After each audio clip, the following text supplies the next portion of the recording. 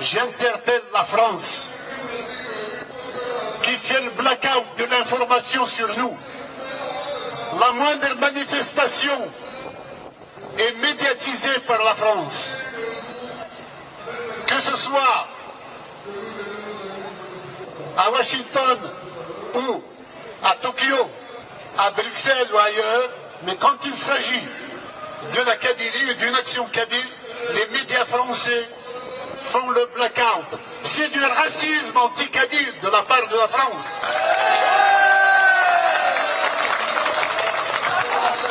Quand j'ai été en Israël en visite officielle, et je salue Israël qui va fêter son anniversaire le 14 mai prochain. Les Israéliens ont été voir le représentant de l'AFP sur place pour faire un communiqué. Il avait refusé parce que sa direction lui avait interdit.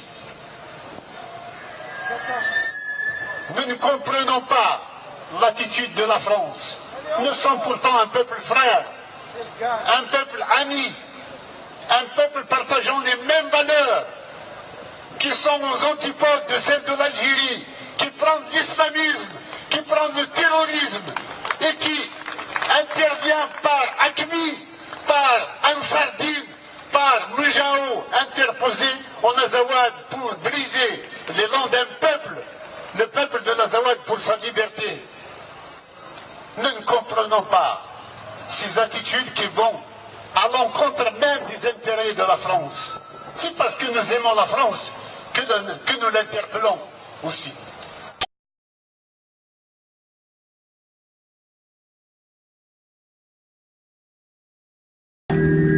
C'était réellement des traîtres.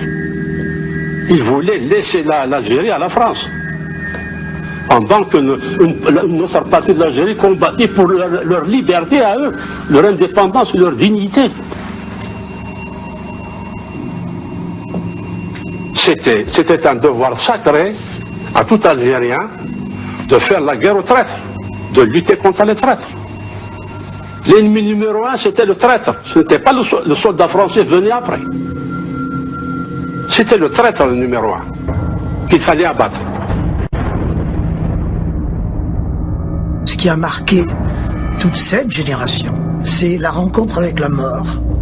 La mort sous la forme la plus horrible, avec un acharnement, ce qu'on appelait le sourire kabyle, des méthodes déroutantes qu'on ne pouvait pas comprendre. Nous ne comprenons pas ces attitudes qui vont à l'encontre même des intérêts de la France. C'est parce que nous aimons la France que nous l'interpellons aussi.